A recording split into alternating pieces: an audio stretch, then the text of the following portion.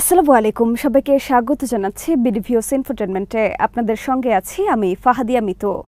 বাংলাদেশের সামরিক ও কৌশলগত পরিবেশে সাম্প্রতিক বছরগুলোতে যেই পরিবর্তনগুলো দেখা যাচ্ছে তা কেবল সমরাস্ত্র নয়, এটা একটি বিস্তৃত প্রতিরক্ষা নীতির পুনর্গঠনও, যেখানে বিদেশি ক্রয়, স্থানীয় উৎপাদন, সাংগঠনিক সংস্কার এবং বহুস্তরের আকাশ প্রতিরক্ষা তৈরি করা হচ্ছে। এর প্রেক্ষাপটেই তুরস্কের হিসার পরিবারের ক্ষেপণাস্ত্রসমূহের প্রযুক্তিগত বৈশিষ্ট্য ও কার্যক্ষমতা বিশ্লেষণ করে দেখা দরকার কেন এবং কিভাবে এগুলো বাংলাদেশের বর্তমান এবং ভবিষ্যৎ চাহিদার সঙ্গে মিলে যেতে পারে। হিসার ডিফেন্স সিস্টেম নিয়ে আরও থাকছে ওয়াহিদ ফারুকের প্রতিবেদনে।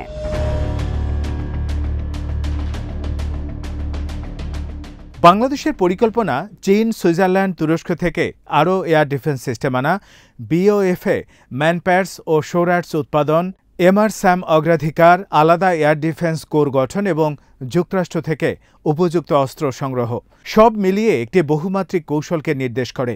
হিসার এই কৌশলের এক গুরুত্বপূর্ণ উপাদান হিসেবে বিবেচিত হতে পারে, বিশেষত নিম্ন ও মধ্য উচ্চতার হুমকি মোকাবেলায়।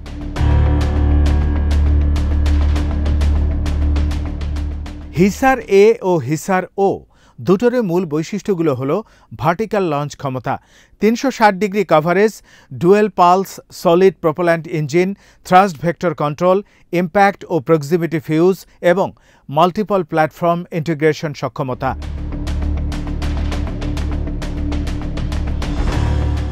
প্রযুক্তিগতভাবে এই সিস্টেমগুলি স্বয়ংক্রিয়ভাবে 3D search radar, command and control এবং ফায়ার কন্ট্রোল ইউনিট নিয়ে কাজ করে, যা স্বল্প সময় মোবাইল অপারেশন চালাতে সক্ষম।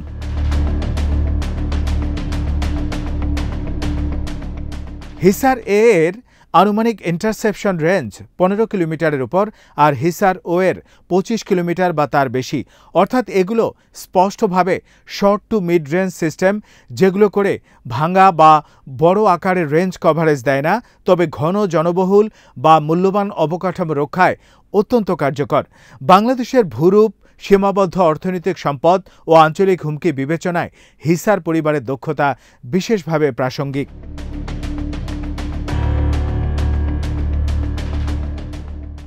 বাংলাদেশের মতো দেশে যেখানে বিমানবন্দর, বন্দর, সেনা কেন্দ্রিক কনসেন্ট্রেশন ও জনবহুল নগর কেন্দ্রগুলো ক্ষতি হলে তা বিস্তৃত পরিণতি ডেকে আনতে পারে, সেখানে 15 থেকে 25 কিলোমিটার রেঞ্জের সিস্টেম একান্তভাবে জরুরি প্রথম স্তরের প্রতিরক্ষা হিসেবে কাজ করতে পারে।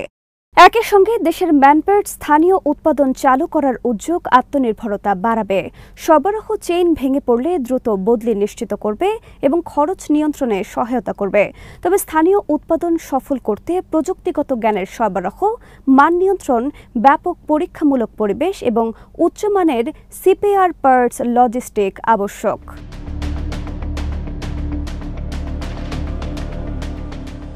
হিসারের মতো সিস্টেম ক্রয়ে যে বিষয়গুলো বিবেচনা করা জরুরি সেগুলোর মধ্যে রয়েছে সিস্টেম ইন্টারঅপারেবিলিটি, অর্থাৎ তুর্কি সিস্টেমকে বাংলাদেশের বাকি রাডার, C2 নেটওয়ার্ক এবং সম্ভাব্য চীনা, সুইস বা আমেরিকান সরবরাহকৃত সিস্টেমের সঙ্গে কিভাবে সংযুক্ত করা যাবে।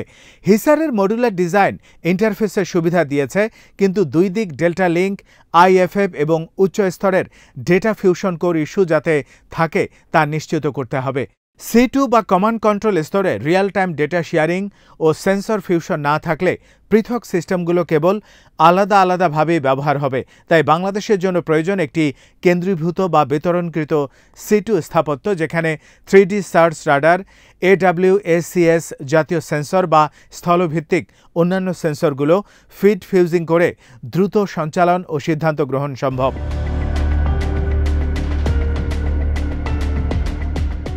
আরও একটি গুরুত্বপূর্ণ দিক হল প্রশিক্ষণ ও রক্ষণাবেক্ষণ।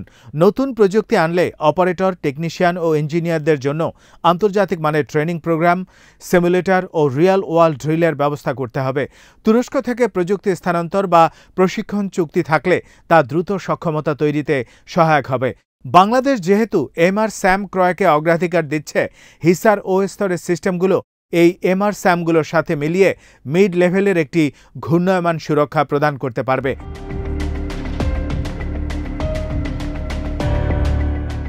এমআরস্যাম যদি লং রেঞ্জ কভারেজ দেয় আর হিসার মিড রেঞ্জ দেয়, তাহলে ম্যানপ্যাডস শোরার্স নিচু স্তর ঢেকে দেবে।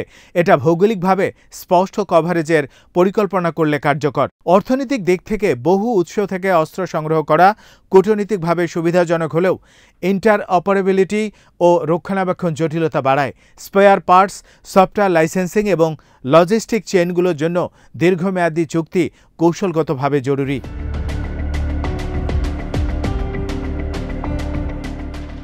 বফে ম্যানপ্যাডস ও শোরার্স তৈরির পরিকল্পিত উৎপাদন লাইন স্থাপন করলে হাতে নাতে প্রতিরক্ষা শিল্পের ভিত্তি তৈরি হবে। তবে এখানে পূর্ণমানের ওয়েপন সিস্টেম তৈরি করতে প্রয়োজন উপাদান ও সাবসিস্টেম, যেমন উচ্চমানের থার্মাল সিকার, ইমেজিং সিস্টেম, নির্ভরযোগ্য প্রোপেল্যান্ট ও বিস্ফোরক ওয়ারহেড প্রযুক্তি। এগুলোতে বিদেশি অংশীদারিত্ব বা লাইসেন্সিং প্রয়োজন হতে পারে এবং কিছু উপাদান আন্তর্জাতিক রপ্তানি নিয়ন্ত্রণের আওতায় থাকতে পারে।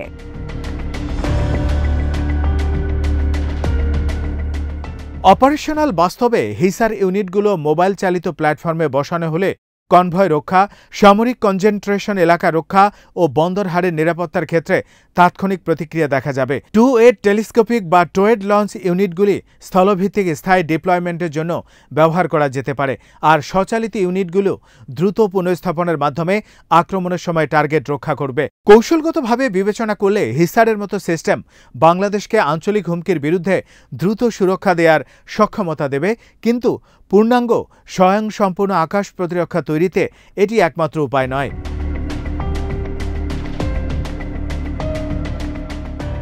উচ্চতর হুমকি যেমন ballistic missile, long range strategic cruise missile বা উন্নত স্টেলথ বিমান মোকাবেলায় উচ্চ রেঞ্জ সিস্টেম ও সমন্বিত আকাশ প্রতিরক্ষা নেটওয়ার্কের প্রয়োজন থেকে যায়।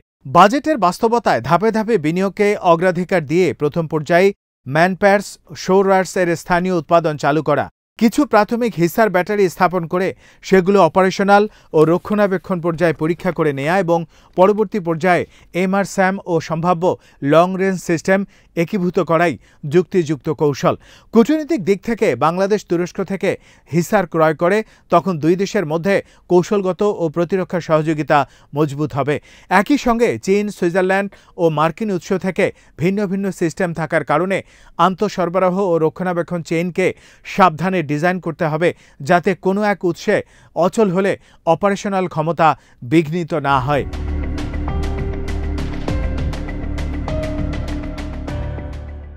একটি কার্যকরী রোডম্যাপ হিসেবে প্রস্তুত করা যায়। প্রথমত, বফে ম্যানপ্যাডস শোরার্স উৎপাদন লাইন স্থাপন ও মান নিয়ন্ত্রণ নিশ্চিত করা। দ্বিতীয়ত, সীমিত সংখ্যক হিসার ব্যাটারি ক্রয় করে সীমিত অপারেশনাল অঞ্চলে স্থাপন এবং বাস্তব উপকরণে ট্রায়াল চালানো। তৃতীয়ত, C2 রাডার নেটওয়ার্ক ও ডেটা ফিউশন সেন্টার গড়ে তোলা। চতুর্থত, এমআরস্যাম বা লং রেঞ্জ সিস্টেম আনা এবং সবগুলোকে একত্রে ইন্টিগ্রেট করা। প্রযুক্তিগত প্রশিক্ষণ, সিমুলেটর, স্পেয়ার পার্টস স্টক ও রক্ষণাবেক্ষণ অবকাঠামো না থাকলে সিস্টেমগুলো দীর্ঘমেয়াদে কার্যকারিতা হারাবে। তাই এগুলোতে সমান গুরুত্ব দেওয়া প্রয়োজন। শেষ পর্যন্ত লক্ষ্য হওয়া উচিত একটি নমনীয়, বহুমাত্রিক এবং অর্থনৈতিকভাবে টেকসই আকাশ প্রতিরক্ষা ব্যবস্থা গঠন, যেখানে হিসারের মতো মিড রেঞ্জ সিস্টেমগুলো একটি নির্দিষ্ট কেন্দ্রীয় ভূমিকা পালন করবে। বিশেষত নিম্ন মধ্য স্তরের হুমকি থেকে পুঙ্খানুপুঙ্খ সুরক্ষা নিশ্চিত করার ক্ষেত্রে এই সমন্বিত কৌশল মেনে চললে বাংলাদেশের সুরক্ষা পরিসর উন্নত হবে, স্বাধীনতা রেখা বজায় থাকবে এবং ভবিষ্যৎ হুমকির মোকাবেলায় মাঠ পর্যায়ে দ্রুত ও নির্ভরযোগ্য প্রতিক্রিয়া সম্ভব হবে। আজ এখানেই শেষ করছি। সমরাষ্ট্র, প্রতিরক্ষা ও কূটনীতির নানা তথ্য জানতে চোখ রাখুন বিডিপিওস ইনফোটেনমেন্টে। চ্যানেলটি ভালো লাগলে সাবস্ক্রাইব করুন, সংযুক্ত থাকুন আমাদের ফেসবুক পেজে। আল্লাহ হাফেজ।